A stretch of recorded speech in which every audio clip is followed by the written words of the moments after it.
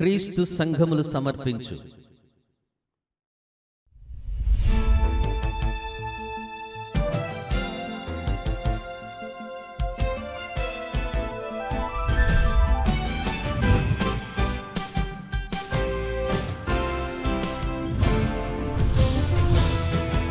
సమాధాన సందేశం.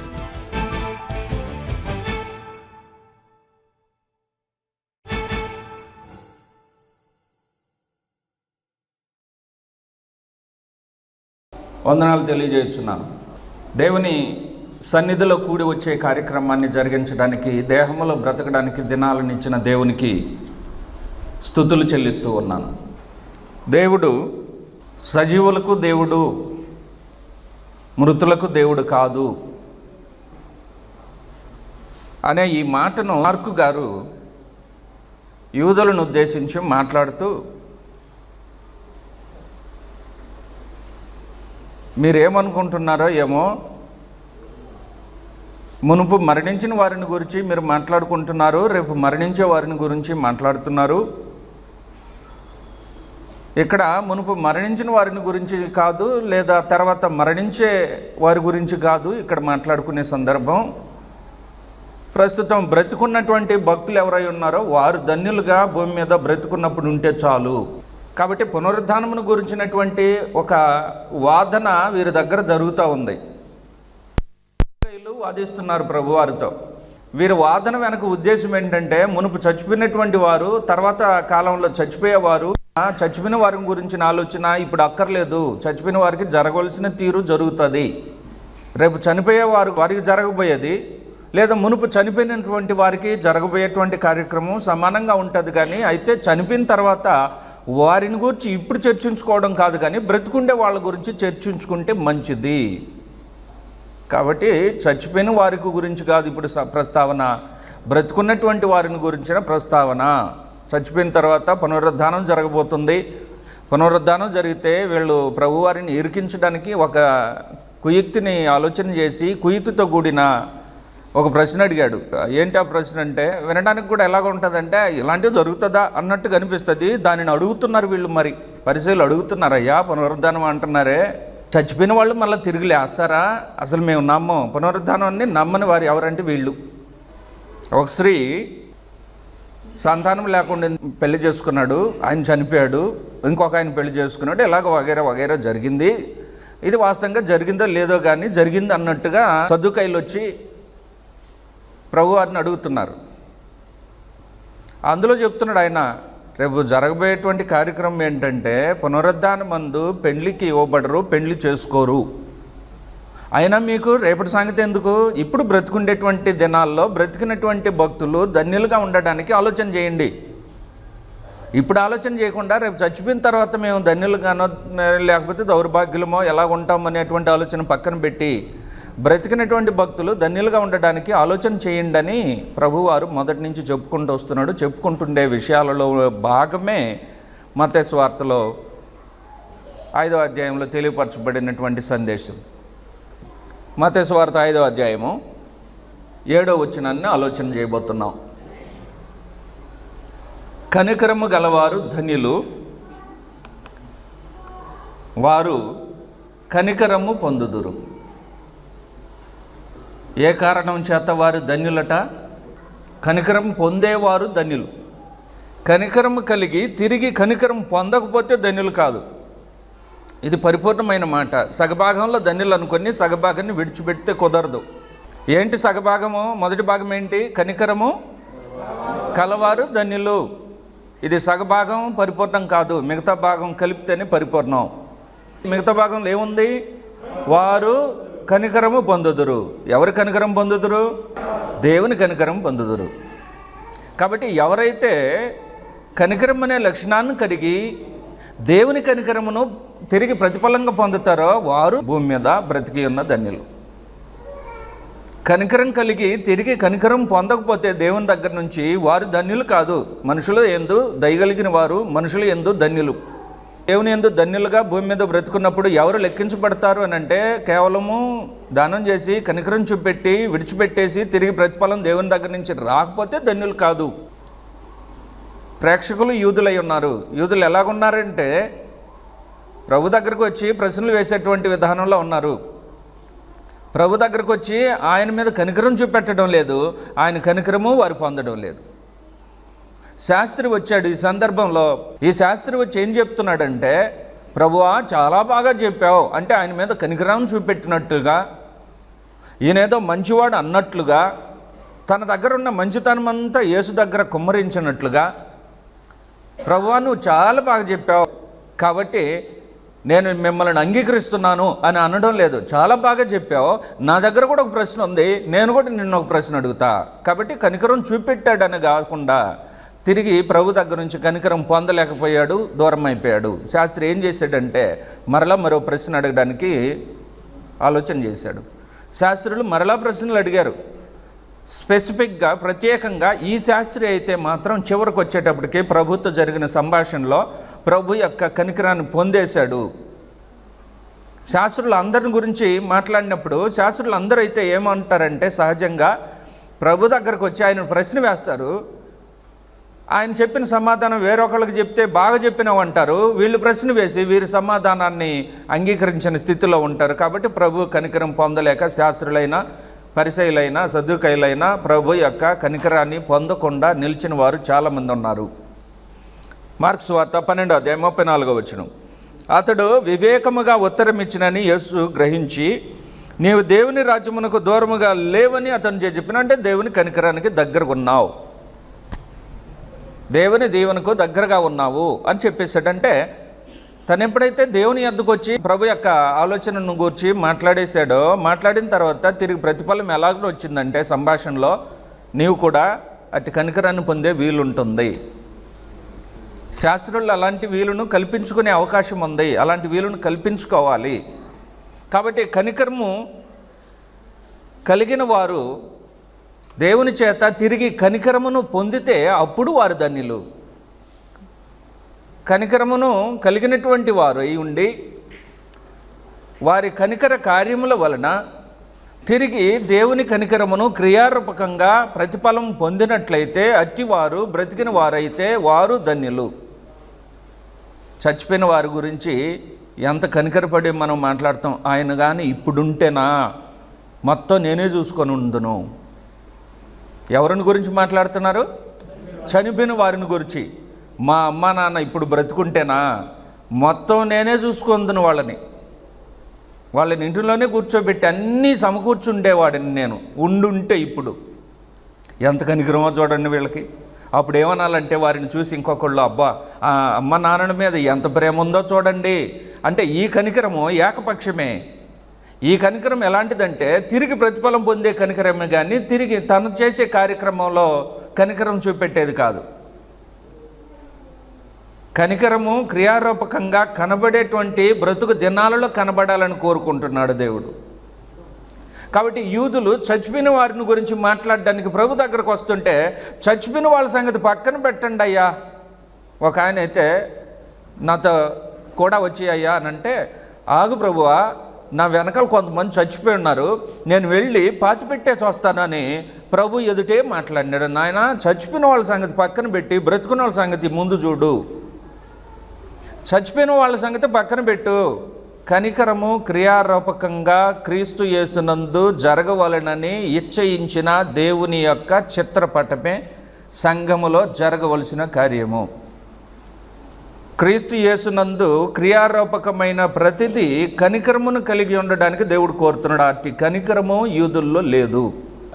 ఏమాత్రము కనికరించని ప్రజలు యోధా జనాంగము. కనికరము కలిగినటువంటి వారు ఆ కనికరాన్ని దేవుని యొద్ద నేర్చుకోవడానికే గ్రంథం చెప్తుంది. Kindness in Christ must be demonstrated in Christians. కాబట్టి కైండ్నెస్ ఇన్ క్రైస్ట్ అంటే క్రీస్తు యేసునందు కనికరము క్రీస్తు నందున్న వారి వలన క్రియారూపకంగా ప్రదర్శన చేయబడాలి.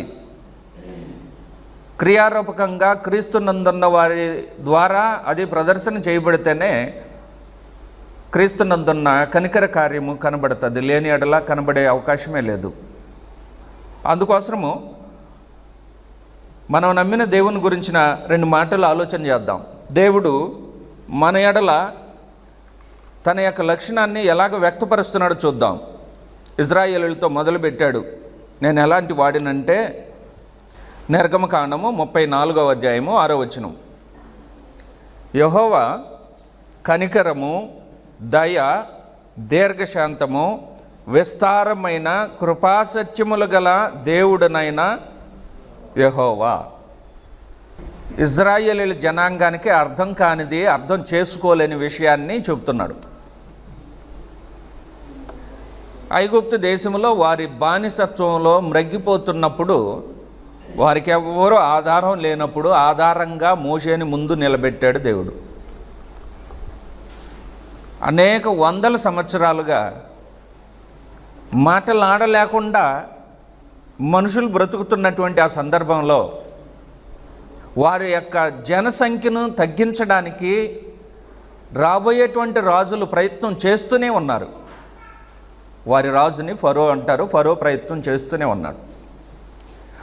ఫరో యొక్క కనికరాన్ని పొందడానికి వీళ్ళు ఎంతగానో ప్రయత్నం చేస్తున్నారు. మౌనంగా ఉండి వారు చెప్పిన పనులన్నీ చేస్తున్నారు. అయినా కూడా ఫరో కనికరించడం లేదు. కానీ వారి మీద దేవుడు కనికరించి వారిలో నుండి కాకుండా వారికి వెలుపల ఉన్న హోరేబు అరణ్యములో కొండ దగ్గర మోషేను ఎన్నుకొని వీరి దగ్గరకు పంపించి, నేను వారి మీద కనికరాన్ని చూపెడుతున్నాను, నాకున్న లక్షణమే ఇలాంటి లక్షణం, నా ప్రజల యందు నేను కనికరాన్ని చూపెడతాను, వారికి ఆ మాట తెలియజేయి అని మోషేను పంపించినప్పుడు మోషే వారితో మాట్లాడడానికి ఇష్టపడి వివరణ అడిగి, నేను వారి దగ్గరికి వెళ్ళి వారితో మాట్లాడినప్పుడు వారు నన్ను ఏం అడుగుతారంటే పేరు అడుగుతారు, పేరు చెప్పండి అని దేవుణ్ణి అడిగి పేరు తెలుసుకొని మోషే ఐగుప్తు జనములో ఉండే ఇజ్రాయేలీల యొద్దకు వచ్చినప్పుడు వారు అడిగే ఒకటే మాట ఏంటంటే, ఆయన పేరు చెప్పు, అప్పుడు మేము నమ్ముతాం. ఎందుకంటే ఇజ్రాయేలీల జనాంగం యొక్క జీవితము, భక్తి, దేవుని పేరు చెప్పుకుంటే భక్తిని కలిగి బ్రతికిపోతున్న దినాలవి. ఐగుప్తు దేశంలో ఎవరి పేరు చెప్పుకొని బ్రతుకుతున్న దినాలంటే దేవుని పేరు చెప్పి బ్రతికేటువంటి దినాలు. దేవుని పేరు చెప్పి బ్రతికే దినాలలో ఉండే ఆ ఇజ్రాయేలీల జనాంగమునకు దేవుని గురించి చెప్పాలంటే సమాచారం ఏమీ లేదు. కేవలము యెహోవా పేరు చెప్తేనే వారికి అర్థమవుతుంది. అంతకుమించిన సమాచారం లేదు. కాబట్టి మోషే అడిగాడు, అయ్యా నేను వారి దగ్గరికి వెళితే నీ గురించి నేను ఏమైనా చెప్తే వారు అడిగే మొదటి మాట ఆయన పేరేంటి అని అడుగుతారు. కాబట్టి నీ పేరు చెప్తే చాలు, నేను అక్కడికి వెళుతాను, మీ పేరు చెప్తాను, మీ పేరు చెప్తే వారు నన్ను అంగీకరిస్తారు. ఇజ్రాయేలీల కాలము ఐగుప్తు దేశంలో పేరు చెప్పుకొని భక్తులుగా సాగిపోతున్న కాలం. ఆ కాలంలో వీళ్ళకి దేవుడు కనికరాన్ని చూపెట్టి కార్యమును చేసి వాళ్ళ జీవితంలో ఎప్పుడు చేయని కార్యాన్ని చేసి ధర్మశాస్త్ర గ్రంథాన్ని ఇచ్చి దానిలో నియమాలను చూపెట్టి అప్పుడు వారు దేవునిని అనుసరించడానికి సిద్ధపడినారు అనుకుంటే తిరగబడ్డం మొదలుపెట్టారు. మీరు తిరగబడుతున్నారు, అయినా నేను కనికర కార్యాన్ని చూపెడతాను. నా యొక్క లక్షణముల్లో, ఆయన యొక్క స్వభావంలో ఒక కార్యం ఏంటంటే, కార్యరూపం ఏంటంటే కనికరము, ద కైండ్నెస్. ఆ కనికరాన్ని గురించి చెప్తున్నాడు. అయ్యా నా దగ్గర ఉండేటువంటి కార్యక్రమాలలో నా దగ్గర కనికరం అనే లక్షణం ఉంది కాబట్టి మీరు చేసే ఏ కార్యమైనా భరించేదానికి నేను సిద్ధంగా ఉన్నా. ఎంతకాలం భరిస్తానంటే కాలం సంపూర్ణమయ్యేంత వరకు మిమ్మల్ని భరించడానికి నా దగ్గర ఉన్న కనికరాన్ని మీ దగ్గర చూపెడుతున్నాను. కాలం సంపూర్ణమైనంత వరకును కూడా కనికర కార్యాన్ని మీ దగ్గర చూపెడతా. కాలం సంపూర్ణమైతే కార్యం కఠినమైపోద్ది. దేవుని యొక్క కనికరాన్ని ఆసరాగా తీసుకుంటే ఆయన కఠినత్వాన్ని కూడా రుచి చూడవలసి వస్తుంది. కాబట్టి దేవుని యొక్క లక్షణంలో ఏముందంటే కనికరం ఉంది. మన ముందు తరాల్లో ఉండేటువంటి పెద్ద జనాంగము, ప్రపంచంలోనే పెద్ద బానిస జనాంగం ఎవరంటే ఇజ్రాయేలీలే. అలాగే స్వాతంత్రం పొంది ఒక విశేషమైన గంభీరమైన కార్యం ద్వారా స్వాతంత్రాన్ని సంపాదించుకొని దేవుని ప్రజలని ప్రబలైనటువంటి జనాంగం కూడా ఇజ్రాయేలీలే. ప్రపంచ చరిత్రలోనే ఒక భయంకరమైనటువంటి కార్యం ద్వారా, ఒక ప్రబలమైనటువంటి కార్యం ద్వారా విస్తారమైనటువంటి జనాంగంగా అభివృద్ధి పొందినటువంటి వారు కూడా ఇజ్రాయేలు జనాంగమే. వారి గురించి చెప్తున్నాడు, వారి ఎడల నేను ఎంత కనికరాన్ని చూపెడుతున్నానో. ద్వితీయోపదేశకాండము 4వ అధ్యాయము 30వ వచనం నుండి చదువుదాం. నీకు సంభవించిన తర్వాత ఆ.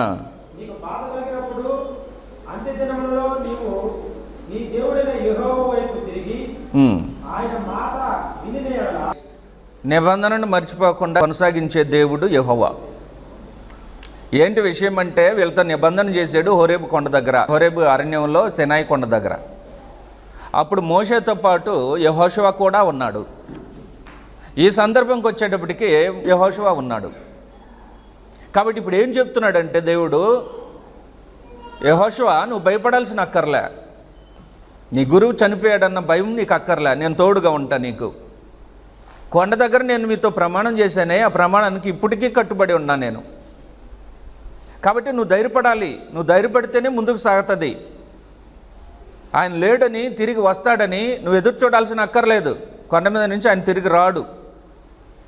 మోషే చనిపోయినాడన్న బాధ బహుశా ఉండవచ్చేమో, కానీ ఆయన లేని లోటు ఇదిగో నేను చెప్తున్నా మాటలతో నీకు తీర్చబడుతుంది. కాబట్టి మొదలుపెట్టాడు ధర్మశాస్త్రాన్ని తిరిగి మరలా ధర్మశాస్త్రమును క్రొత్త జనాంగం అంతటికి బోధించడానికి తిరిగి రెండవసారిగా ధర్మశాస్త్రాన్ని బోధించేటువంటి సందర్భాన్ని మొదలుపెట్టాడు. మరి ద్వితీయోపదేశకాండంలో ఆరంభం నుంచి గమనించినట్లయితే మోషే చనిపోయిన కారణం చేత యెహోషువను ఆదరిస్తూ, యెహోషువని కనికరిస్తూ, తన కనికరాన్ని చూపెడుతూ, ఇప్పటి వరకు అక్కడి నుంచి ఇక్కడి వరకు ఎలాగ మీ మీద కనికరం చూపెట్టానో అటు కనికరము నీతో పాటు ఉంటుంది. కాబట్టి చెప్తున్నాడు ఇక్కడ 31వ వచనంలో, నీ దేవుడైన యెహోవా ఇప్పటి వరకు కనికరాన్ని చూశావు, కనికరమును గల దేవుడు గనుక నిన్ను చేయి విడవడు, నిన్ను నాశనం చేయడు, తాను నీ పితరులతో ప్రమాణం చేసిన నిబంధనను మర్చిపోడు. కాబట్టి నీ దేవుడైన యెహోవా మీ పితరులతో చేసిన నిబంధన మర్చిపోడు, నిన్ను చేయి విడవడు.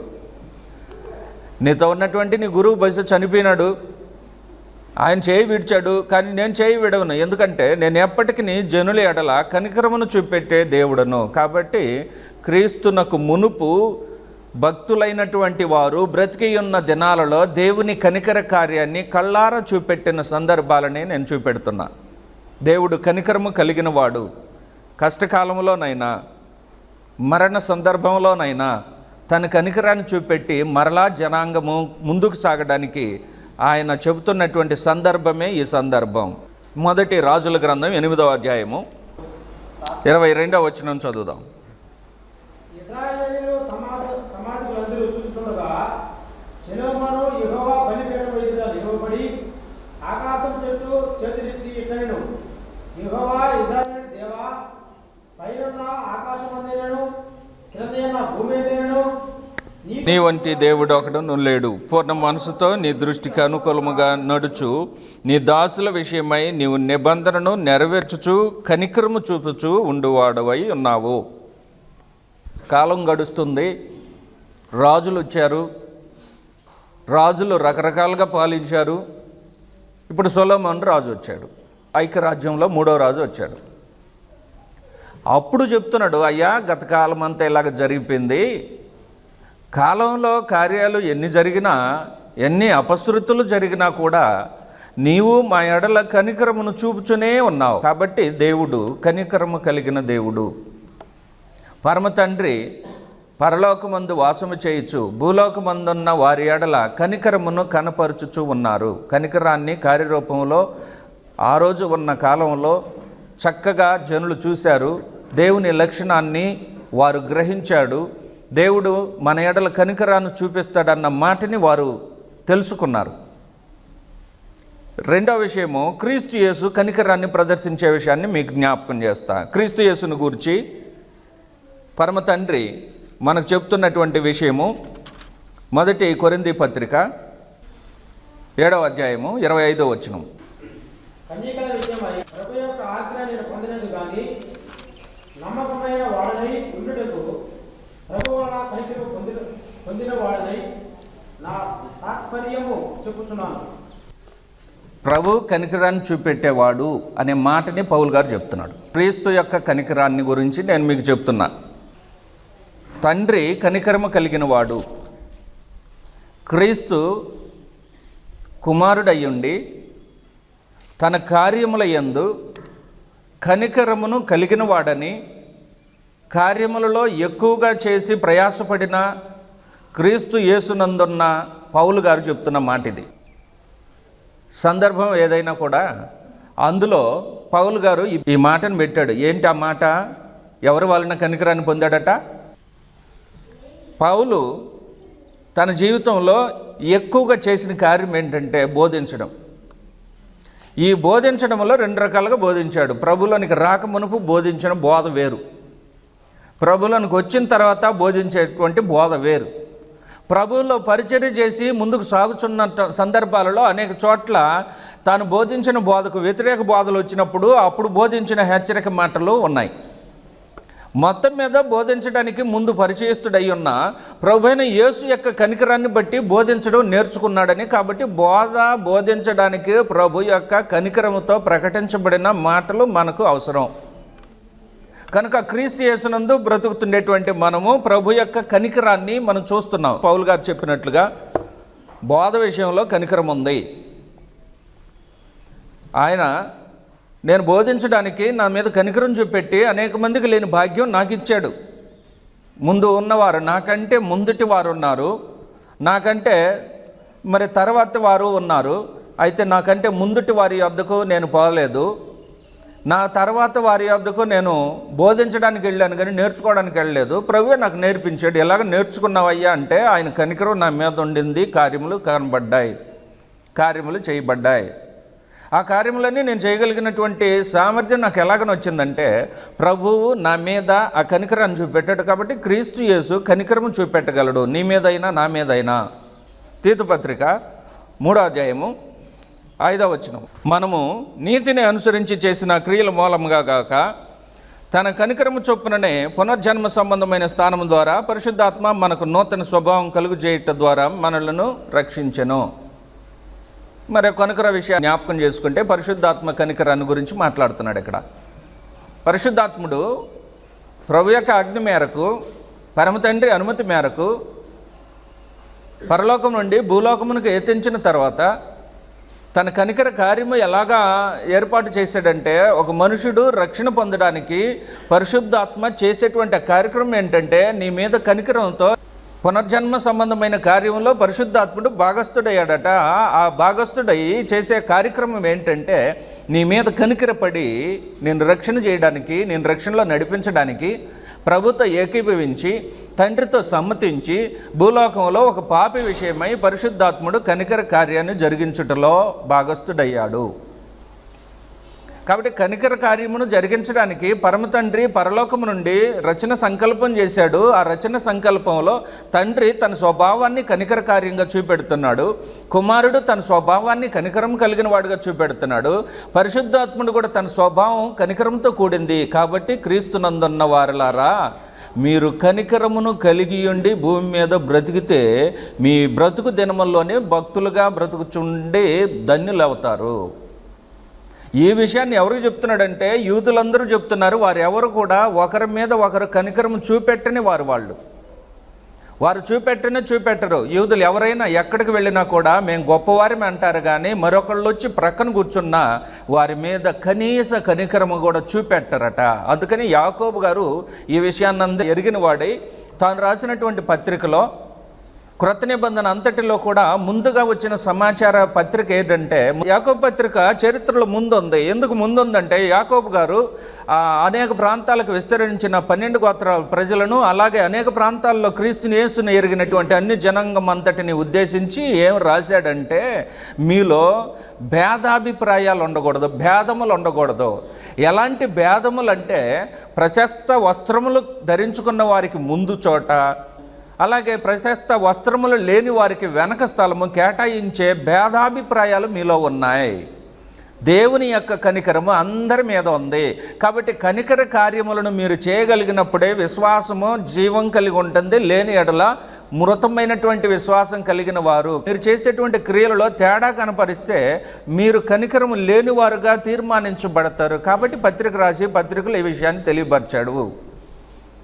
కనుక భూలోకం అందున్నటువంటి ప్రజలు, ప్రత్యేకంగా యోధా జనాంగము ప్రభు ఎదుట కూర్చున్నప్పుడు మీలో ఏది లేదో దానిని నేను మీకు పరిచయం చేస్తున్నా. మీలో లేని కార్యం ఏంటంటే మీరు కనికరం కలిగి లేరు, కనికరం కలిగి బ్రతకడం లేదు. ఎవరైనా అన్యులు మీ దగ్గరకు వస్తే అసలు మీతో మాకు సాంగత్యం లేదు అని వారిని దూరమే పెడుతున్నారు, కానీ ప్రేమ చూపే కార్యం మీకు లేదు. ప్రేమ చూపే కార్యములు జరిగించాలన్న సూత్రములు ఉన్నటువంటి గ్రంథం మీ ఎదుట లేదు. యూదులు మంచి మాటలు చెప్తే వారి ముఖం వికసించదు. ఎవరైనా వాళ్ళకి మంచి మాటలు చెప్తే వారి ముఖంలో కోపోద్రేకం చూస్తాం మనం. కోపం వచ్చేస్తుంది, ఉద్రేకం వచ్చేస్తుంది. ఎందుకంటే వాళ్ళకున్న గర్వం ఏంటంటే వాళ్ళ చేతిలో ధర్మశాస్త్ర ప్రతులు ఉండడమే. కాబట్టి ధర్మశాస్త్ర ప్రతులను పట్టుకొని కనికర కార్యాన్ని కాకుండా కఠిన కార్యాన్ని చేసేవాళ్ళు కాలం గడుపుతున్నటువంటి వారు యూదులు. కాబట్టి వారిలో ఆ మార్పు తీసుకొచ్చి తన మాటల వైపు వారిని ఆకర్షించుకోవడానికి, పరమ తండ్రి చెప్పిన మాటలని వారికి వినిపించడానికి ప్రభు చేసే కార్యక్రమంలో పెద్ద ప్రసంగము, కొండ మీద ప్రసంగం. కనికరము దేవుని వలన కలిగేటువంటి కార్యము. ఆ కనికరము కలగడానికి నువ్వు కనికరం కార్యక్రమాలు చేయమని చెప్తున్నాడు. కాబట్టి కనికర కార్యక్రమాన్ని జరిగించడానికి the kindness is not at all a free, but it demands deed from you.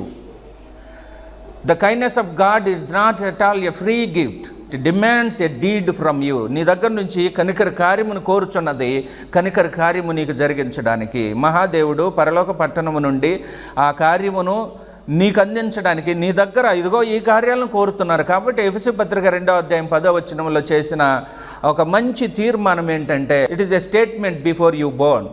మనం లోకంలో బ్రతకడానికి ఇప్పుడు ఉన్నటువంటి దినాలు ఎలాగనున్నాయో, బ్రతుకు జీవనమే మొదలుగాక ముందు, అంటే నరుని యొక్క నిర్మాణము లేనప్పుడే దేవుడు కార్యాలకి చిత్రాన్ని చెక్కి పెట్టాడట. సత్క్రియలు అని అంటాడు. మనకంటే ముందుగా, మనం పుట్టక ముందుగానే, మనకు ముందుగానే మనం చేయవలసిన కార్యాలకు డిజైన్ చేసిన దేవుడు నీ దగ్గర నా దగ్గర గ్రంథాన్ని పెట్టి ఆ డిజైన్లో ఉండే కార్యాలు చేయమని చెప్తుంటే మనం చేయకుండా ఉంటే వాళ్ళకి జరిగిందే మనకు జరుగుతుంది. వాళ్ళ చేతిలో పెడితే గ్రంథాన్ని సంకలో పెట్టుకొని తిరుగుతూనే ఉన్నారు, కానీ కనికర కార్యములు చేయడానికి ఇష్టపడిన ఇజ్రాయేలు జనాంగం మాదిరిగా మనకు ముందున్నారు. మన జీవితాన్ని బాగు చేసుకోవడానికి, కనికర కార్యములు జరిగిస్తే కనికరాన్ని పొందుతామన్న విషయాన్ని తెలుసుకోవడానికి, ధన్యులుగా భూమి మీద బ్రతకడానికి దేవుడు ఒక మంచి అవకాశాన్ని ఇస్తున్నాడు. ఆ ధన్యులుగా బ్రతికేటువంటి దినాలలో కొండ మీద ప్రసంగంలో అనేక ధన్యతలను గురించి మనతో మాట్లాడుతున్నాడు. ఎలాంటి వారు? పరలోక రాజ్యపు వారసత్వం పొందిన వారు ధన్యులని, అలాగే దుఃఖంలో దేవుని చేత ఓదార్చబడేవారు ధన్యులని, అలాగనే సాత్వికంతో భూలోకంలో స్వతంత్రించుకునేవారు ధన్యులని, అంటే నీతి కొరకు ఆకలి దప్పులు కలిగి అందులో దేవుని చేత తృప్తిపరచువాడు ధన్యులని దేవుడు చెప్తూ, అలాగే ఈరోజు కనికరము గలవారు ధన్యులని చెప్తున్నాడు. కనికరము కలవారంటే ఎలాంటి కనికరము కలిగినటువంటి వారు? దేవుని చేత కనికరాన్ని ప్రదర్శించి, కుమారుని చేత కనికరాన్ని ప్రదర్శించి, పరిశుద్ధాత్మని చేత కనికరాన్ని ప్రదర్శించి ఈ కార్యములు క్రీస్తునందున్న వారు చేయాలన్నాడే, అలాంటి వారు కనికరము కలిగినటువంటి వారు. కాబట్టి కనికరమును పొందువారు ధన్యులు. భూమి మీద ఎవరైతే కనికరాన్ని పొందుతారో, ఎక్కడి నుంచి? నీ దగ్గర నుంచి, నా దగ్గర నుంచి కాదు. కాబట్టి పౌలు గారు గలతీయులకు రాస్తూ ఏమన్నాడంటే 1వ అధ్యాయము 9-10 వచనాలలో, మీ కనికరాన్ని నేను కోరుకోవడంలే, నీ దయను నేను సంపాదించుకోవడంలే, నీ దయను సంపాదించుకోవడానికి నేను ప్రయత్నం చేయడంలే, సువార్త పని చేయడంలే, బోధించడం లేదు. దేవుని దయ కొరకు నేను నిరంతరము కృషి చేస్తున్నా. నీ కనికరాన్ని నేను కోరడంలే, దేవుని కనికరాన్ని నేను కోరుతున్నా. నేను దేవుని దయను సంపాదించేసుకున్నా, దేవుని యొక్క కనికరాన్ని పొందేశా. ఇక మీదట నా కొరకు జీవ కిరీటం ఉందంటే నేను కాక ధన్యుడు ఇంకెవరు భూమి మీద, మనం కాక ధన్యులం ఇంకెవరు భూమి మీద. దేవుని కనికరం నాకు వచ్చింది, పలాని విషయంలో దేవుడు నాకు దయ చూపెట్టాడు, పలాని విషయంలో దేవుని యొక్క దయను నేను పొందేశాను. కాబట్టి పొందినటువంటి వారు ధన్యులని దేవుడు చెప్తున్నాడు. అందుకోసమే ఆరంభంలోనే మత్తయి సువార్త రాసేటప్పుడు మత్తయి గారు చెప్తున్నటువంటి మాట, ఆరంభంలోనే ఈ కార్యాన్ని గురించి, దేవుని దయను సంపాదించుకునే కార్యక్రమాన్ని యూదులు చేయడం లేదు, వారిలో లోపం ఉందని, బోధించబడిన ప్రతి సందర్భంలో మనుషులు మార్పు పొందేదానికి గొప్ప అవకాశం ఇచ్చినాడు యోధా జనాంగానికి మత్తయి గారు. మత్తయి సువార్త 23వ అధ్యాయం 23వ వచనం, అయ్యో వేషధారులైన శాస్త్రులారా, పరిసయ్యులారా, మీరు పుదీనాలోను సోపులోను జీలకర్రలోను 10వ వంతు చెల్లించి ధర్మశాస్త్రములో ప్రధానమైన విషయములను అనగా న్యాయమును కనికరమును విశ్వాసమును విడిచిపెట్టితిరి. యూదులు ఏం చేశారు? డబ్బులు ఇచ్చేస్తున్నారు దేవుని దగ్గర, కార్యం చేయడానికి మాత్రం మేము చేయలేము అని అంటున్నారు. ఏం కార్యాలు చేస్తున్నారంటే ధర్మశాస్త్రం ప్రకారంగా చెల్లించాల్సినటువంటి దశమ భాగం చెల్లిస్తున్నారు. బాగుంది, ఇంకొకటి కూడా ఎక్స్ట్రా రాదు, అందులోకి లెక్కేస్తున్నారు. పుదీనా, సోపు, జీలకర్ర 10వ వంతు పుదీనా కట్టలు లెక్కేస్తున్నాడు. 1 2 3 4 5 6 7 8 9 10. 10వది ఎవరికి? దేవునికి. ఇంకోటి ఇవ్వచ్చు కదంటే ఇవ్వకూడదు. కాబట్టి ఆ 10వ వంతు దేవునికి ఇవ్వడానికి వారు పుదీనాలోను జీలకర్రలోను సోపులోను వగేరా వగేరా చేస్తూ ఉండరు. దాన్ని ఇచ్చేస్తే చాలులే మాకు మోక్షం వచ్చిందన్న భ్రమలో బ్రతుకుతున్న వారు యూదులు, శాస్త్రులు, పరిసయ్యులు, సద్దుకయ్యులు. వీరి యొక్క భ్రమలో నుంచి బయటికి తీసుకొచ్చి వారి భక్తిలో, మీ భక్తిలో ధన్యత లేదు, ఎందుకంటే మీ భక్తిని ధర్మశాస్త్రానికి అనుగుణంగా మీరు నడుచుకోలేదు కాబట్టి లోపం ఉండే కార్యక్రమాన్ని నేను బయటికి తీసుకొచ్చి చెప్పడానికి, లోపాన్ని సరిదిద్ది మీరు నిజమైనటువంటి స్థితిలోనికి రావడానికి ప్రయత్నం చేసేటువంటి దయా సంకల్పంలో దేవుడు ధర్మశాస్త్రాన్ని ముందు పెట్టి దానిలో నుంచి బయటికి తీసుకొచ్చి క్రీస్తు యేసుని ఎదురుగా నిలబెట్టి ఆయనలోనికి రావడానికి ధర్మశాస్త్రం బాలశిక్షకుడిగా పెడితే వారు దాన్ని విడిచి రానంటున్నారు. దానిలో తప్ప ప్రభులో ఉండే మాటలను విన్నంటున్నారు. అన్నిట్లో ఏం చేస్తున్నారంటే ఇవ్వడంలో ఇదిగో ఇసిరేసేస్తున్నారు. 10వది దేవునికి, 10వది దేవునికి, 10వది దేవునికి అంటున్నారు. కానీ అందులో రాయబడినటువంటి విషయాన్ని మాత్రం వారు నిర్లక్ష్యం చేస్తున్నారు. ఏంటి నిర్లక్ష్యం చేసే విషయం అంటే ధర్మశాస్త్రంలో ప్రధానమైన విషయములను ఏంటవి అనగా న్యాయమును, కనికరమును, విశ్వాసమును విడిచిపెట్టితిరి. అందుకు ఇప్పుడు బోధించాల్సిన అవసరం వచ్చింది. యూదులు ఏం చేశారంటే ఈ కనికర గుణాన్ని విడిచిపెట్టేశారు. విడిచిపెట్టినారు కాబట్టి కథలు కూడా చెప్పాల్సి వచ్చింది వాళ్ళకి. ఒక మనుషుడు కొర ప్రాణములతో కొట్టబడి విడవబడ్డాడు. కొర ప్రాణములతో కొట్టబడి విడవబడ్డే విషయాన్ని వీళ్ళకి ఎందుకు చెప్పినాడంటే కొర ప్రాణములతో ఉన్నా కానీ ఒక్క కార్యం కూడా చేయరు వీళ్ళు. కొర ప్రాణములతో విడవబడ్డాడు. అక్కడ ఎవరెవరు వచ్చారు? ధర్మశాస్త్రాన్ని చేత పట్టుకొని లేవీయుడు వచ్చాడు, యాజకుడు వచ్చాడు. వీళ్ళిద్దరిని మాత్రం ముందు పెడతారు. యూదులు చాలామంది నడిచెళ్ళి ఉంటారు. అక్కడ దేవుని సన్నిధిలో బాధ్యత కలిగినటువంటి వారు వీళ్ళిద్దరూ. దారిలో వీళ్ళిద్దరే నడిచి ఉంటారు, చాలామంది నడిచా ఉంటారు. వాళ్ళకి ఆ బాధ్యత లేదు, వీళ్ళకుంది ఆ బాధ్యత. కనికరము చూపెట్టే బాధ్యత వారి చేతుల్లో ఉండే గ్రంథంలో ఉంది. అయినా వారు ఏం చేశారంటే నిర్లక్ష్యం చేసి కొర ప్రాణములతో విడవబడిన ఒక మనుషుణ్ణి చూసి కనికరమే లేకుండా దాటి వెళ్ళిపోయారు. సమరయుడు వచ్చాడు. ఈ సమరయుడు ఏం చేశాడంటే కనికరాన్ని చూపెట్టాడు, జాలి చూపెట్టాడు. జాలి చూపెట్టి ఏం చేశాడంటే అయ్యో పడిపోయి ఉన్నాడే, అయ్యో పడిపోయి ఉన్నాడే, ఎవరైనా వచ్చి లేపితే బాగుండు, అయ్యో పడిపోయి ఉన్నాడే, ఎవరైనా వచ్చి సహాయం చేస్తే బాగుండు, అయ్యో దాహంగా ఉన్నాడే, ఎవరైనా వచ్చి నీళ్ళు ఇస్తే బాగుండు అన్నాడా? కాబట్టి మంచి స్థితిలో ఉండేటువంటి వీళ్ళిద్దరు ఏం చేశారంటే కార్యం చేయడానికి అవకాశం ఉన్నా కార్యం చేయకుండా దాటి వెళ్ళిపోయారు. కనికరము లేకుండానే వెళ్ళిపోయారు. బాధ్యత కలిగిన వారు వారి పనులు చేయకపోతే దానికి ప్రతిఫలం పొందుతాం. దేవుని కనికరం ఎంత గొప్పగా ఉన్నదో వాళ్ళిద్దరు ఆలోచన చేస్తే ఇద్దరి చేతిలో ఏముంటుందంటే ధర్మశాస్త్రం ప్రతి ఉంటుంది. ఆ ధర్మశాస్త్రం ప్రతిని పట్టుకునే భాగ్యం దేవుడిచ్చారు వారికి. వారు ఎక్కడ వారో ఇజ్రాయేలు జనాంగం, అందులో నుంచి వచ్చినటువంటి యూదులు బానిసత్వంలో మగ్గిపోతుంటే, బానిసత్వంలో బ్రతుకు భ్రష్టత్వం కలిగి ఉంటే అలాంటి స్థితిలో నుండి బయటికి తీసుకొచ్చి దైవికమైన విషయాలు మొట్టమొదటిగా రాతి పలకల మీద రాసి 614 ఆజ్ఞలను సమకూర్చి పరమ నుండి సమాచారాన్ని వాళ్ళ చేతిలో పెడితే వారేం చేశారంటే నిర్లక్ష్యం చేశారు. వారి మీద దేవుడు కనికరం చూపెట్టి లోకములోనే అద్భుతమైన కార్యం చేసి లోకములోనే అద్భుతమైన స్థలాన్ని స్వాధీనం చేస్తే వీరేం చేశారంటే అవన్నీ మర్చిపోయి తనకు ఎదురుపడ్డ సందర్భంలో కార్యం చేయడానికి అవకాశం ఉన్నా చేయకుండా దాటిపోయారు. మంచి సమరయుడని కథను ఎందుకు చెప్పాడంటే మంచి కార్యం చేసిన వాడు సమరయుడు, మంచి కార్యం చేసింది లేవీయుడు కాదు, మంచి కార్యం చేసింది యాజకుడు కాదు. వారి దగ్గర ధర్మశాస్త్ర గ్రంథం ఉన్నా మంచి కార్యం చేయకుండా దాటి వెళ్ళిపోయారంటే వారి దగ్గర కనికరం లేదు. అందుకు చెప్తున్నాడు ఇక్కడ వారు కనికరమును అనుసరించలేదు, వారి కనికర కార్యములను చేయలేదు. 9వ అధ్యాయము మత్తయి సువార్త 12-13 వచనాలు. ఆయన ఆ మాట విని, రోగులకే గాని ఆరోగ్యము గలవారికి వైద్యుడు అక్కరలేదు కదా, అయితే నేను పాపులను పిలవచ్చితేనే గాని నీతిమంతులను పిలువ రాలేదు, గనుక కనికరమునే కోరుచున్నాను కానీ బలిని కోరను. కనికరమునే కోరుచున్నాను, బలిని కోరను. మీ దగ్గర నుంచి నేను కోరే కార్యం ఏంటంటే కనికరము. ఆ కనికర కార్యాన్ని మీరు నా కళ్ళ ఎదుట కనపరచాలని దేవుడు కోరుకుంటున్నాడు. ఎవరి మీద కనికర పడుతున్నామో, ఎంతమందిని కనికరించామో, ఎన్ని కార్యములు కనికరించి మనం చేశామో, దేవుడు ఏం కోరుకుంటున్నాడంటే యూదుల దగ్గర ఏది కోరుకున్నాడో అది మన దగ్గర నుంచి కోరుకుంటున్నాడు. వారి దగ్గర ఏది లేదో అది మన దగ్గర రావాలని కావాలని కోరుకుంటున్నాడు. మీకు రక్షణ ఇచ్చింది కనికర కార్యంలో భాగమే, అలాంటి కార్యమును మీరు చెయ్యండి అని మనకు చెప్తున్నాడు. కాబట్టి కనికరము గలవారు ధన్యులు అని అంటే ఆ కనికరాన్ని ఎవరెవరు కలిగి ఉన్నారో అలాంటి లక్షణం మనం కలిగి ఉండడానికి దేవుడు కనికరం కలిగిన వాడు. క్రీస్తు యేసు ప్రభు కనికరం కలిగిన వాడు, పరిశుద్ధాత్ముడు కనికరం కలిగిన వారు.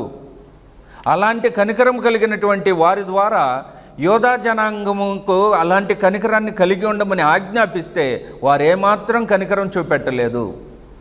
ఈరోజు మనకు అట్టి కనికర కార్యక్రమాన్ని చూపెట్టి రక్షణనిచ్చాడు కాబట్టి కార్యం చేయమని కోరుతున్నాడు.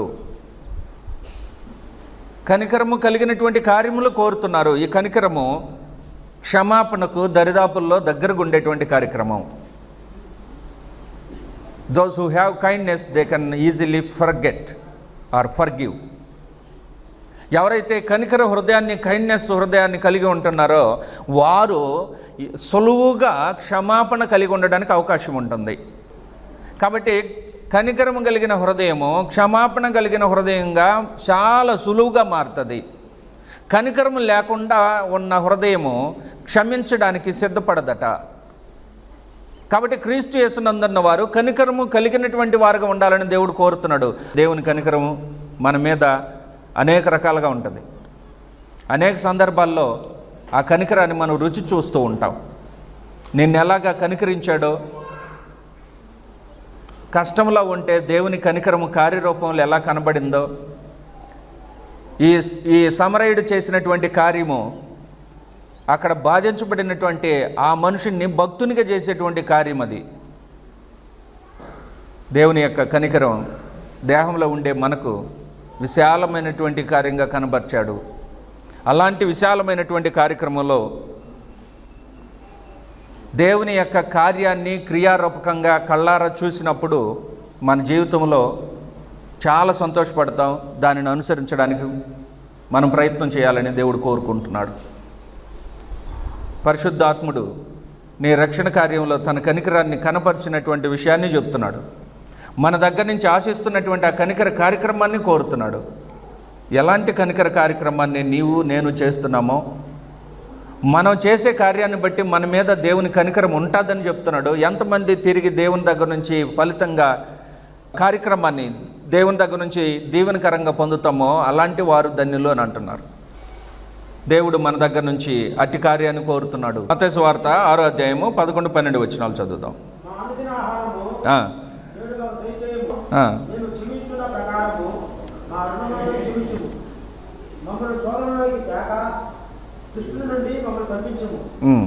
మనుషుల అపరాధములను మీరు క్షమించేలా మీ పరలోక తండ్రి మీ అపరాధములను క్షమించును. మీరు మనుషుల అపరాధములను క్షమించకపోయేలా మీ తండ్రి మీ అపరాధములను క్షమించును. కాబట్టి కనికరము క్రియారూపకంగా చేసేటప్పుడు క్షమాపణ అనే మాట మనకు వినపడుతుంది. ఎవరైతే క్షమాపణ హృదయాన్ని కలిగి ఉంటారో వారు వారి మీద కనికరాన్ని కనపరిచారని అర్థం. There is a kindness behind the forgiveness. క్షమాపణ అనే దానిని ప్రదర్శిస్తే దాని వెనకాల ఉండే చిత్రం ఏమవుతుందంటే కైండ్నెస్ అంటే దయా హృదయము లేదా కనికర హృదయము.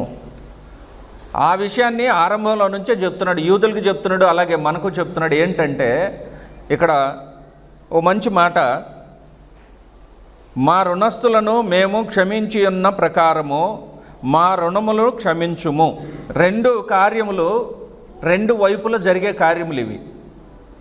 మా రుణస్థులను మేము క్షమించి ఉన్న ప్రకారం మమ్ములను మీరు క్షమించుము. కాబట్టి ఉపమానాలను చెప్పాడు. అప్పున్నటువంటి వాని యొక్క ఉపమానాన్ని చెప్తే, అప్పుని ఎలాగనైతే క్షమించాడో ఆ క్షమించిన వానికి మరలా తిరిగి అతని క్షమాపణ లక్షణాన్ని పొంది, క్షమించిన వాడు దేవుని యొద్ద నుండి క్షమాపణ కోరుకోవడం న్యాయం. మనం క్షమించకుండానే దేవుణ్ణి క్షమించండి అని కోరుకోవడం న్యాయం కాదు. ఆ సూత్రం ఇందులో ఇమిడి ఉంది. నేను క్షమించి ఉంటే దేవుడా నన్ను క్షమించు అని కోరుకుంటే న్యాయం. నేను క్షమించకుండా దేవుడా నన్ను క్షమించు నా యొక్క అపరాధములలో, నా పాపములో అని కోరుకోవడం న్యాయసమ్మతం కాదు. అలాంటి దానిని దేవుడు చేయడు. దేవుడు వినని ప్రార్థనలో ఇలాంటి ప్రార్థన ఒకటి ఉంటుంది. మనము మనుషులను క్షమించకుండా మనలను క్షమించండి అని దేవుణ్ణి అడిగితే వినని ప్రార్థనలో ఇదొక ప్రార్థనగా నిలిచిపోద్ది. God will not answer such prayer. అలాంటి ప్రార్థనను వినడు. అలాంటి ప్రార్థన చేసిన వారి యొక్క మాటలు దేవుని చెవిన వినబడవు అని చెప్తున్నాడు. ఎలాగనంటే పేతురు గారు ఇలాగ మాట్లాడాడు. మొదటి పేతురు పత్రిక 3వ అధ్యాయం 12వ వచనం. ప్రభువు కన్నులు నీతిమంతుల మీదను ఆయన చెవులు వారి ప్రార్థనల వైపును ఉన్నవి గాని ప్రభువు ముఖము కీడు చేయ వారికి విరోధముగా ఉన్నది. కీడు చేసేవారు, కీడు కార్యాన్ని ఉద్దేశించిన వారు, కీడు కార్యాన్ని గురించి మనవి చేసిన వారు, ఇలాంటి వారి మనవి దేవుని చెవిన వినపడదు. దేవుడు వారికి ముఖము చాటివేయను. ఇక్కడ ఏం కీడు కార్యం జరుగుతుంది అని అంటే, మరొకళ్ళ మీద కనికరము లేనివాడు కనికరాన్ని కోరుట న్యాయం కాదు. మరొకరిని క్షమించని వాడు క్షమాపణను కోరుట న్యాయం కాదు. ఇక్కడ క్షమాపణ చేయని వాడు కీడు కార్యంలోనికి వెళ్ళిపోతున్నాడు. క్షమాపణ కోరువాడు కీడు కార్యం ఉన్నదని ఒప్పుకుంటున్నాడు. కాబట్టి న్యాయం కాదు అది. ఎప్పుడైతే మనం క్షమించమో, క్షమించకుండా ఉన్నప్పుడు దేవుణ్ణి క్షమాపణ కోరుతున్నాము అని అంటే, నేను క్షమించకుండా ఉన్నదే నాకు దేవుని ఎదుట నేరంగా కనబడను. కాబట్టి నీ నేరం కలిగిన వాడు, ఎలాంటి నేరం అంటే దేవునికి ఇష్టం లేనటువంటిది అది. కాబట్టి దేవుడు అప్పుడు ఏం చేస్తాడంటే, నువ్వు ఎవరినైతే క్షమించవో అదే నేరంగా పరిగణించాల్సిన అవసరం ఏర్పడుతుంది. అలాంటి హృదయం కలిగినప్పుడు నువ్వు ప్రార్థన చేస్తే, కీడును ఉద్దేశించి ప్రార్థన చేసిన వారి లిస్టులో మనం ఉంటాం. దేవుడు దాన్ని వినడు. కనికరాన్ని కోరుకునేటువంటి దేవుడు మన దగ్గర నుంచి కనికరాన్ని విస్తరించాలని కోరుకుంటున్నాడు. యాకోబు పత్రిక 5వ అధ్యాయము 11వ వచనం. సహించిన వారిని ధన్యులు అనుకొనుచున్నాము కదా. మీరు యోబు యొక్క సహనమును గూర్చి వింటిరి. ఆయన ఎంతో జాలియు కనికరము గలవాడని మీరు తెలుసుకొని ఉన్నారు. మీ కనికరం ఏమైంది? మీ దగ్గర కార్యం, జాలి కార్యం, కనికర కార్యం ఏమైంది? క్రీస్తు యేసునందు విస్తరించిన భక్తులందరికీ సమాచారం అన్నమాట ఇది. మీ దగ్గర కనికరం ఏమైంది? మీ దగ్గర జాలి కార్యం ఏమైంది? యోబుని గురించి విన్నారు కదా. మరి మీ దగ్గర ఏమైంది ఆ కార్యం? మీ దగ్గర లెక్క అడుగుతున్నా, మీరు లెక్క చెప్పగలిగితే చాలా సంతోషం. దేవుడు దాన్ని ధన్యులుగా మనకు తిరిగి ఆశీర్వాదాన్ని అనుగ్రహిస్తారు. భూమి మీద కనికరము పొందితే, దేవుని యొక్క కనికరం పొందితే ధన్యులమే. కాబట్టి దేవుని యొక్క కనికరం పొందిన వారు భూమి మీద ధన్యులు అని చెప్పే ఈ మాటల్లో ఇప్పుడు చెప్తున్నాడు. ఇక్కడ ఏమైంది మీ కనికరము? మీ జాలి ఏమైంది? ఏ ఏ సందర్భాలలో జాలిని కనపరుస్తున్నారు? ఏ సందర్భాలలో మీరు ఆ కనికరాన్ని కనపరుస్తున్నారు? కనికరాన్ని కనపరచవలసిన 2 ప్రధానమైన సందర్భాలు ఉన్నాయి. ఒకటి, నీ సహోదరుని మీద కనికరమును కనపరచుట. రెండవది, నీ యొక్క పొరుగు వాని మీద కనికరమును కనపరచుట. క్రీస్తు యేసునందున్న వారికి 2 విషయాలని దేవుడు తెలియజేశాడు. రెండు రకాలైనటువంటి సందర్భాలను ఇచ్చి నీ కనికరాన్ని నువ్వు ఎక్కడ కనపరచవలనంటే, ఆరంభం నుండి, మొదటి కుటుంబం నుండి కనికరాన్ని కనపరిచే కార్యాన్ని నీ సహోదరుని మీద నీ కనికరాన్ని కనపరచు. అందుకనే దేవుడు అడిగాడు, కయ్యూన్ని అడిగాడు, నీ సహోదరుడు ఎక్కడా అని. ఆయన తిరిగి ఏం సమాధానం చెప్పాడు? నేను నా సహోదరునికి ఏమైనా కావలివాడినా? Yes, you are watchman of your brother. నీ సహోదరుని మీద నువ్వు కనికరం చూపెట్టడానికి దేవుడు పరమ నుండే అడిగేశాడు అన్నని, నీ తమ్ముని గురించి ఏంటి సమాచారం అంటే, ఆడి మీద నాకు అస్సలు మంచి ఉద్దేశమే లేదంటే, నీ దగ్గర మంచి ఉద్దేశమే నీ సహోదరుని బట్టి లేకపోతే, పూర్వీకులతో చెప్పిన మాటని మత్తయి సువార్తలో రాసేశాడు. పూర్వీకులతో ఇలాగ చెప్పబడిన మాట ఇది. అయితే క్రీస్తు యేసునందున్న వారికి చెప్పబడిన మాట ఏంటంటే, ఆ రోజైతే ఆయన్ని అడిగి నీ సహోదరుని మీద నువ్వు కోప్పడుట ఎలా అని మాట్లాడినప్పుడు, నీ సహోదరుడు ఏడి అని అడిగినప్పుడు సమాధానం సరిగా లేదు. అప్పుడే అర్థమైపోయింది నువ్వు శిక్షకు పాత్రుడివి. సహోదరుని ప్రేమించిన వాడు, సహోదరుని మరి కనికరించినటువంటి వాడు ప్రేమకు పాత్రుడు కాదు, శిక్షకు పాత్రుడు. నీ సహోదరుని మీద నువ్వు కనికరాన్ని వ్యక్తపరిచే కార్యక్రమం చేయమని, సహోదరుల మీద మొదటి కార్యం, మనం కనికరాన్ని వ్యక్తపరిచేటువంటి కార్యాల్లో మొదటిది సహోదరుని మీద కనికరాన్ని చూపెట్టడం. రెండవది నిన్ను వల్ల నీ పొరుగు వారిని ప్రేమించుట. అంటే రెండవ కనికర కార్యం ఎవరి మీద చూపెట్టవాలంటే, నీ యొక్క కనికర కార్యక్రమాన్ని, ప్రేమ కార్యక్రమాన్ని నీ పొరుగు వాని మీద చూపెట్టేది రెండవ కార్యము. అయితే మనం ఈ రెండు కార్యక్రమాల్లో ఎలాగనున్నామో, నీ సహోదరుని మీద కనికరాన్ని చూపెడుతున్నావా, కఠినత్వాన్ని చూపెడుతున్నావా? నీ పొరుగు వాని మీద కనికరాన్ని చూపెడుతున్నావా, నీ పొరుగు వాని మీద పగను చూపెడుతున్నావా? రెండు రకాలైనటువంటి కార్యాలని మనం చేయాలని దేవుడు మన దగ్గర నుంచి కోరుకుంటూ ఉన్నాడు. యాకోబు పత్రిక 2:13 కనికరము చూపనివాడు కనికరము లేని తీర్పు పొందును. కనికరము తీర్పును మించి అతిశయపడును. ఈ కనికరము లేకుండా ఉంటే నీవు కూడా ఏం పొందవు? దేవుని కనికరం పొందవు. అప్పుడు ధన్యుడు కాదు, దౌర్భాగ్యుడువు. దేవుడైతే ఏం చెప్తున్నాడు అంటే, నాయన నువ్వు కనికర పడ్డావు, అయితే ఆ కనికరం ఎలాంటి కార్యంలోతో ఉండాలి అని అంటే, నా దగ్గర నువ్వు తిరిగి ప్రతిఫలం పొందే, నీవు తిరిగి కనికర కార్యక్రమాలను పొందేటట్లుగా ఉంటే నువ్వు ధన్యుడివి, లేకపోతే దౌర్భాగ్యుడివే. కాబట్టి చెప్తున్నాడు, కనికరము కలిగిన వాడు, కనికరము చూపని వాడు కనికరము లేకుండానే తీర్పు అంతాను నా దగ్గర. నువ్వు కనికరం పొందుంటే తిరిగి నా దగ్గర కనికరము పొందుతావు. ఒకవేళ ఎవరైనా నువ్వు కఠినంగా అలాగనుంటే కఠినంగానే తిరిగి మనం పొందుతాం ప్రతిఫలాన్ని. అందుకని యాకోబు గారు చెప్తున్న మాట ఏంటంటే, కనికరము కలిగి ఉండడమే కాదు, తిరిగి కనికరం పొందడము ధన్యకరమైనటువంటిది. మంచి కార్యాలు చేసేవాళ్ళు చాలామంది ఉన్నారు, సామాజిక సేవా కార్యక్రమాలు చేసేవాళ్ళు చాలామంది ఉన్నారు. వారి మనుషుల మధ్య ధన్యులే కానీ దేవుని దగ్గర ధన్యులు కాదు. దాన ధర్మాలు చేసే కొర్నేలి ఉన్నాడు, మనుషులందరూ ఆయన చూసి అభినందిస్తున్నారు. ఎందుకంటే భూలోకంలో ఆయన చేసినటువంటి కార్యక్రమాలు దాన ధర్మాలు చేసినాడని, ఆ దాన ధర్మాలను పొందిన వారు ఆయన చూసి అభినందిస్తున్నారు. అయ్యా మీరు గొప్పవాళ్ళని పొగుడుతున్నారు.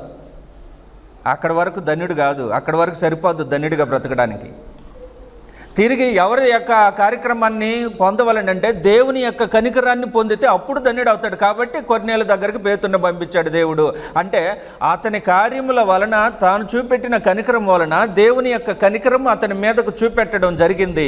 అతను రక్షణ పొందేశాడు, అప్పుడు అతడు ధన్యుడు. కాబట్టి కనికరము పొందిన వారు ధన్యులు అవుతారు. కనికరం కలిగిన వారితో అక్కడి వరకు ఆగిపోతే ధన్యులు కాదు, కానీ భూలోకంలో ధన్యులుగా ఉండొచ్చు. అయితే దైవికమైనటువంటి విషయాలలో దేవుని దీవెనలు ఎవరైతే పొందుతారో వారు ధన్యులని యూదా సమాజానికి ఎదురుగా ఉన్న ఆ విశేషమైన జనానికి ప్రభువారు చెప్తున్నాడు. వాళ్ళు అనుకుంటున్నారు, వాళ్ళు చేసే కార్యక్రమాల వలన మమ్మల్ని మించిన ధన్యులు ఎవరు లేరు అని అనుకుంటున్నారు. నాయన వీళ్ళు కాదయ్యా ధన్యులంటే, మీరు కాదయ్యా ధన్యులంటే, మీకు మీరే అనుకునేస్తున్నారు ధన్యులంటే. ధన్యులంటే ఎవరంటే కేవలం నువ్వు వారి మీద జాలి పడితేనే కాదు, నువ్వు జాలి సంపాదించుకుంటే ధన్యుడివి. కాబట్టి ఈ తీర్పు నీకు నాకు జరుగుతుంది. దేవుడు కనికరం కలిగిన వాడు, క్రీస్తు యేసు ప్రభు కనికరం కలిగిన వాడు, పరిశుద్ధాత్ముడు కనికరం కలిగిన వాడు. వీరి కార్యముల వలన మనం పొందిన కనికర కార్యం ఏంటంటే రక్షణ కార్యము. అలాంటి రక్షణ కార్యములో మనకు అప్పగించిన కార్యక్రమాలు ఏంటంటే కనికరముతో చేయవలసిన క్రియారూపకమైన కార్యములు. కాబట్టి కనికరము ఇతరుల కలిగి ఉండటము మాత్రమే కాక, ఆ కనికరం ఎలాంటిది అయి ఉండాలంటే మనుషులు మెచ్చుకునే కనికరం కాదు, జాలి కాదు. దేవుడు మెచ్చుకునే కనికరము, దేవుడు మెచ్చుకునే జాలి అయి ఉండాలని దేవుడు కోరుతున్నారు. ఎందరైతే వారు చేసిన కార్యముల వలన దేవుని చేత తిరిగి అట్టి జాలి కార్యమో అట్టి కనికర కార్యమో రుచి చూస్తారో వారు భూమి మీద ధన్యులు. ధర్మశాస్త్రాన్ని చేతబట్టుకొని యూదులు ధన్యులమే అని అందరికి చెప్పుకుంటూ బ్రతుకుతున్నారు. మీరు కాదు ధన్యులంటే. మీరు దేవుని కార్యమును దూషిస్తున్నారు, దేవుని కార్యమును నిషేధిస్తున్నారు. దేవుని యొక్క గ్రంథంలో రాసినటువంటి ఆ యొక్క ప్రతిని, దేవుని యొక్క సన్నిధిలో నుండి మీకు ఇవ్వబడినటువంటి ప్రతిని మీరు చేతిలో పట్టుకొని అందులో మెస్సయ్య వస్తాడని చెప్తే, మెస్సయ్యగా నేను మీ ఎదుట వచ్చి నేను మీతో మాట్లాడుతుంటే నా మాటలను వెనక దూషిస్తున్నారు. నన్ను మీరు అంగీకరించడం లేదు. నన్ను అంగీకరించకపోవడానికి కారణం ఏంటంటే మీలో మీరు ఏమనుకుంటున్నారంటే 2 కార్యాలు చేస్తే దేవుని కనికరం వచ్చేసింది, మేమే ధన్యులం అనుకుంటున్నారు. కాదు. మీరు ఇప్పుడు చేయవలసిన తక్షణ కార్యం ఏంటంటే దేవుని కనికరాన్ని పొందేదానికి దేవుని కుమారుని అంగీకరించాలి. కాబట్టి క్రీస్తు యేసునందు రక్షణ పొందిన వారు ధన్యులు. అలాంటి ధన్యకరమైన జీవితంలో బ్రతుకుతుండే మనము కనికర కార్యములు చేయడానికి, మనకు అప్పగించబడినటువంటి ప్రతి కార్యము చేయడానికి సమృద్ధి అయినటువంటి దేవుని దీవెనలు మనకు ఉండాలని, దేవుని దీవెనలు అలాగా కొనసాగాలని నేను కోరుకుంటూ ఉన్నాను. ఈ మాటల చేత మిమ్మల్ని ప్రోత్సహిస్తున్నా. ఒకవేళ కనికరము లేకపోతే, కనికరము లేకుండానే ఏం పొందుతామట? కనికరము లేకుండా ఉంటే కనికరము లేకుండానే తీర్పు పొందుతాం. అది కఠినమైనది. అప్పుడు కఠినమైన దేవుడు మన ఎదుట కనబడతాడు.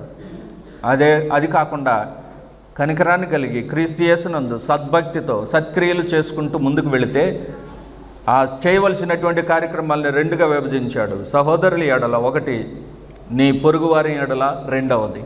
ఈ 2 కార్యక్రమాల్లో ఎంత ఓపికగా చేస్తావో అంత ఓపికగా నీ జీవితంలో దేవుని కనికరాన్ని వీలగును. అలాంటి కనికరాన్ని పొందడానికి ఎంతమందికి అయితే అర్హత ఉంటుందో, ఎంతమంది అయితే ఆ కనికరాన్ని పొందడానికి అవకాశం కలిగి ఉన్నారో వారందరూ ధన్యులని, అందులో మనముంటే మనం కూడా ధన్యులమని ప్రోత్సహిస్తూ ఉన్నాను. దేవుడు మిమ్మల్ని దీవించును గాక. God bless you.